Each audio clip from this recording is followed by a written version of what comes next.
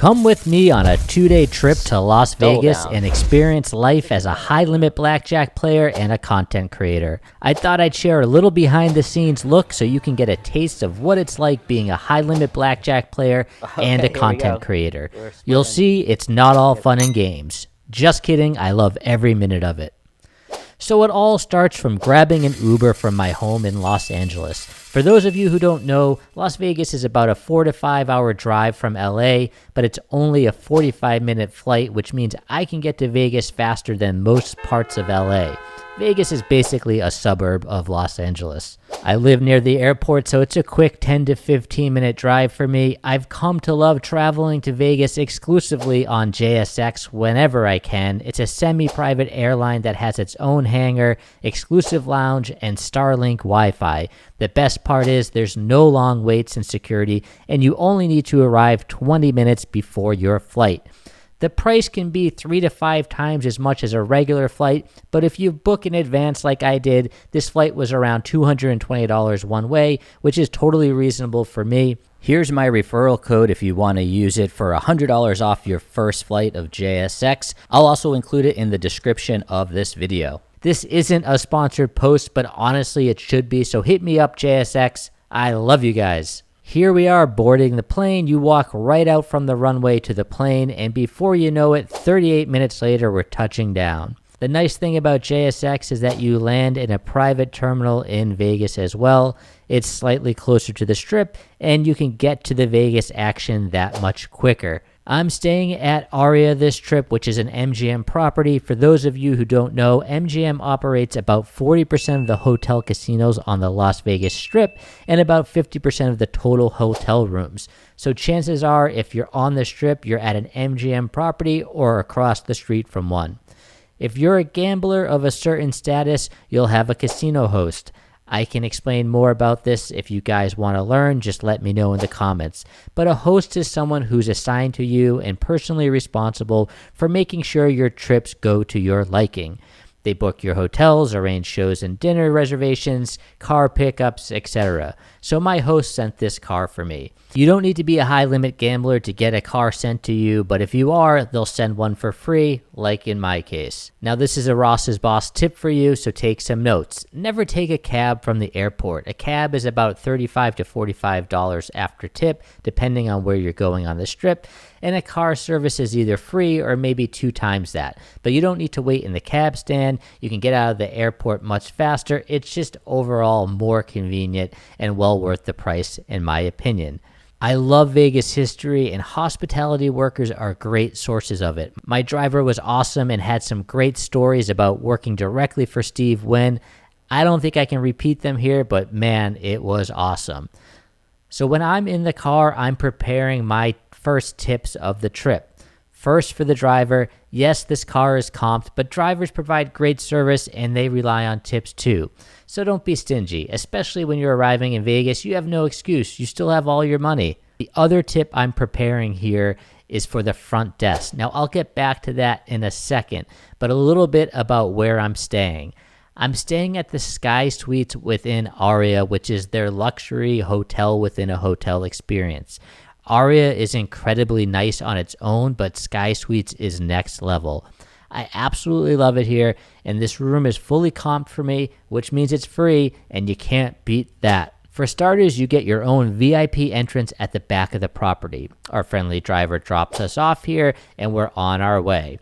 I love the separate entrances because it's quiet and much less crowded, making the check-in experience that much more enjoyable.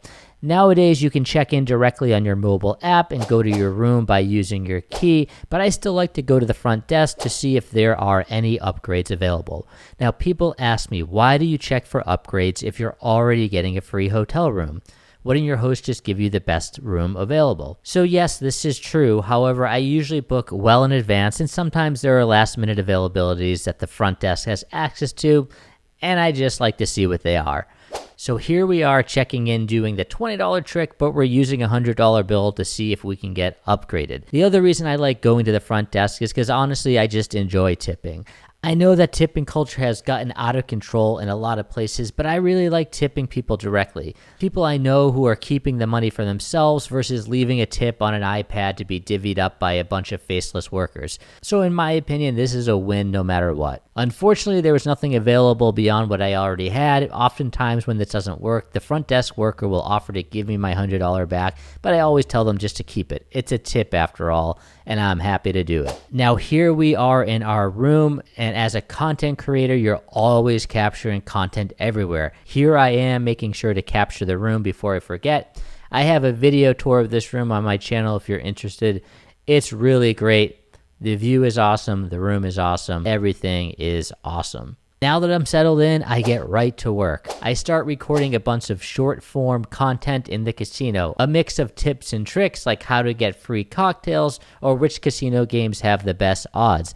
By the way, if you want to know the answer to that question, I have a free Casino House Edge cheat sheet that you can get in the description of this video, or just go directly to my website, rossesboss.com/cheat sheet. This way you'll know every house edge before you even step foot into the casino. All right, now that I'm done with the casino content for the night, it's time to enjoy my favorite part of the day in Vegas, dinner time.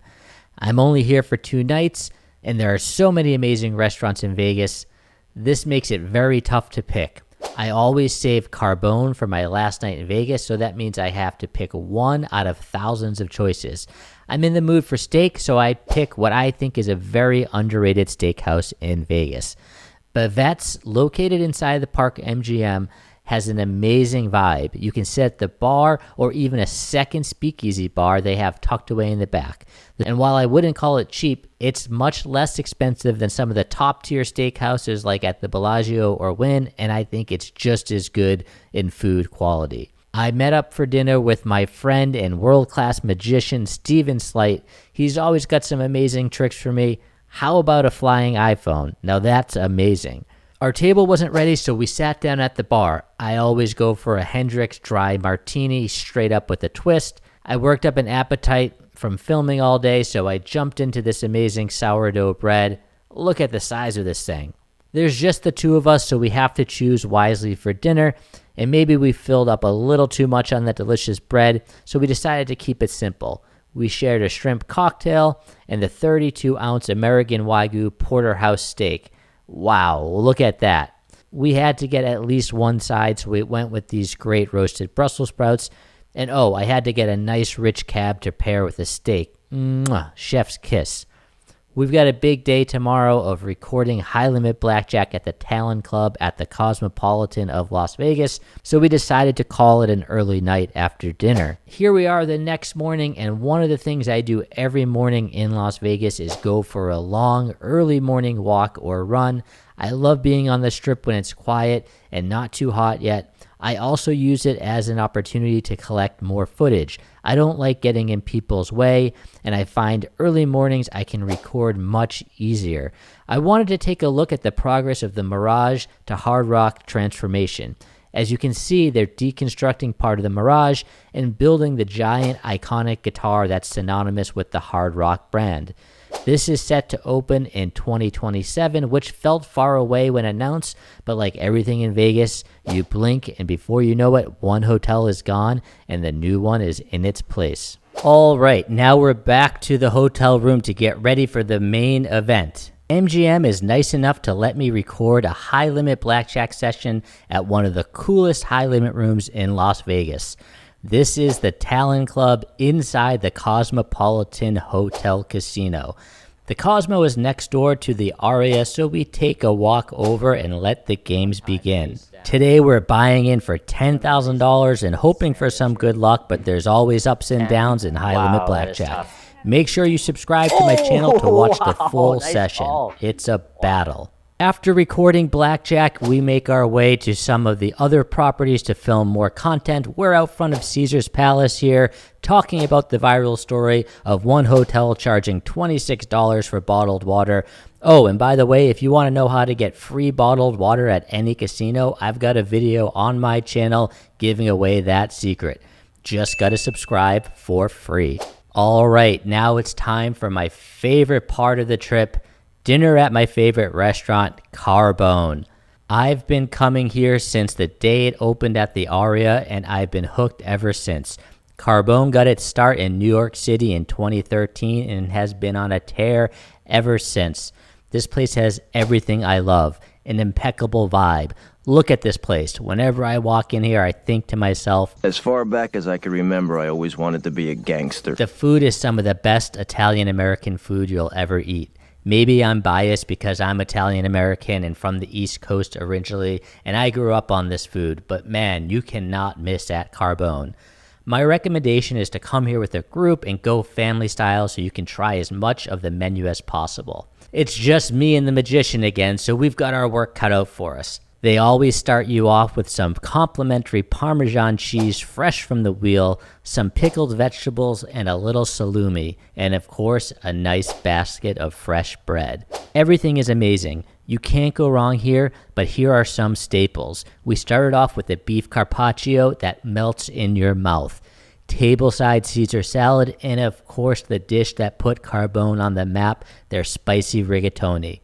Pro tip, it's not on the menu, but make sure you ask for some meatballs to go with the rigatoni. I ordered this 2018 Podere San Giuseppe Bosco Brunello di Montalcino with dinner. Now this must have been an expensive bottle of wine because they opened it next to its very own candle.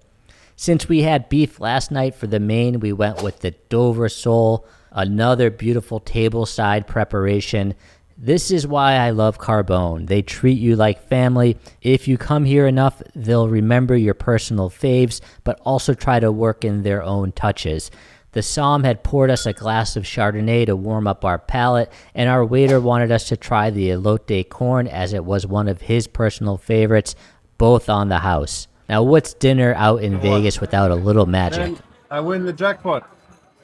Wow! My friend, know you know magic. Watch.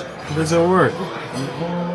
Wow, I really don't know how he does it. By the time we got to dessert, we were stuffed, but like my Italian grandmother, they insisted. So we had the tiramisu, and our waiter dropped off some pistachio and hazelnut gelato. Molto bene. We had a full day of filming and gambling and eating, and now it's time for bed. And just like that, I'm up and out the next morning to catch my flight back, but first I gotta take advantage one last time of the Sky Suites complimentary coffee and snacks before the flight. It's a quick 38-minute flight home via JSX, and what do you know, I'm already planning my next trip. If you've made it this far, please give me a like and follow. I love you guys, and stay boss.